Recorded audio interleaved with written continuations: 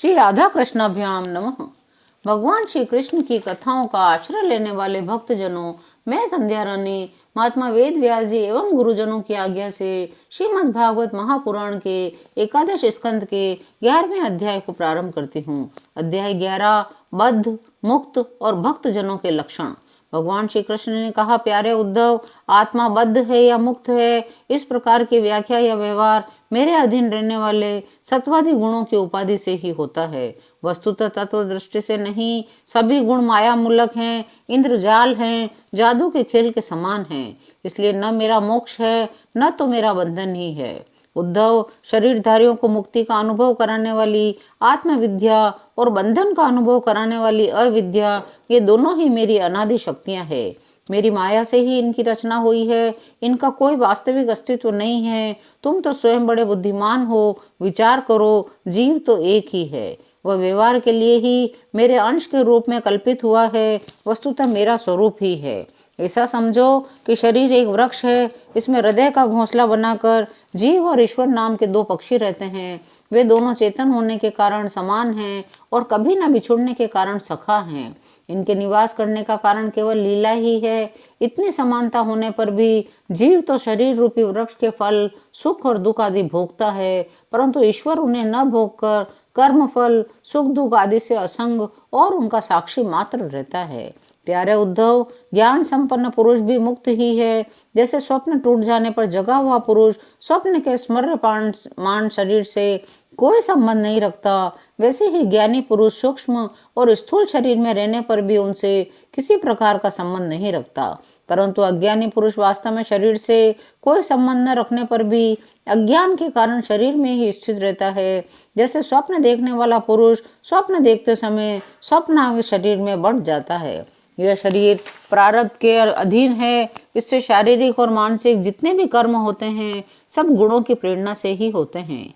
अज्ञानी पुरुष झूठ मूठ अपने को उन ग्रहण त्याग आदि कर्मों का कर्ता मान बैठता है। इसी अभिमान के कारण वह बन जाता है।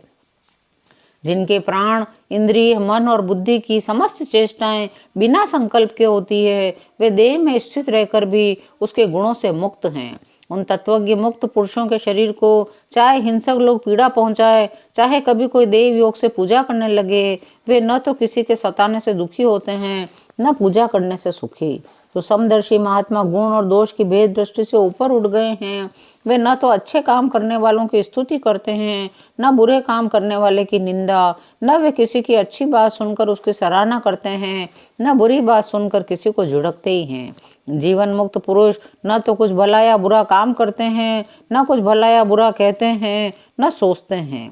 वे व्यवहार में अपनी समान वृत्ति रखकर आत्मानंद में ही मग्न रहते हैं और जड़ के समान मानो कोई मूर्ख हो, इस प्रकार विचरण करते रहते हैं।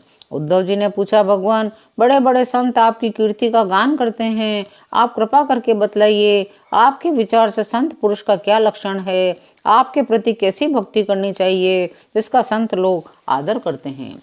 भगवान श्री कृष्ण ने कहा, प्यारे उद्धव, मेरा भक्त कृपा की मूर्ति होता है। वह किसी भी प्राणी से वैर भाव नहीं रखता, घोर से घोर दुख भी प्रसन्नता पूर्वक सहता है। उसके जीवन का सार है सत्य और उसके मन में किसी प्रकार के पाप वासना कभी नहीं आती। वह समदर्शी और सबका भला करने वाला होता है। वह प्रमाद रहित, गंभीर स्वभाव, धैर्यवान होता है। भूख, प्यास, शोक, मोह, जन्म, मृत्यु, ये छह उसके वश में रहते हैं। वह स्वयं तो कभी किसी से किसी प्रकार का सम्मान नहीं चाहता, परंतु दूसरों का सम्मान करता रहता है। मेरे संबंध की बातें दूसरों को समझाने में बड़ा निपुण होता है। सभी के साथ मित्रता का व्यवहार करता है। उसके हृदय में करुणा भरी होती है। मेरे तत्व का उसे यथार्थ ज्ञान होता है। प्यारे उद्धव, मेरी मूर्ति और मेरे भक्तजनों का दर्शन, स्पर्श, पूजा, सेवा, स्तुति और प्रणाम करे। मेरे गुण और कर्मों का कीर्तन करे। मेरी कथा सुनने में श्रद्धा रखे और निरंतर मेरा ध्यान करता रहे। जो कुछ मिले वह मुझे समर्पित कर दे। दास्य भाव से मुझे आत्मनिवेदन करे। मेरे दिव्य जन्म और कर्मों की चर्चा करे।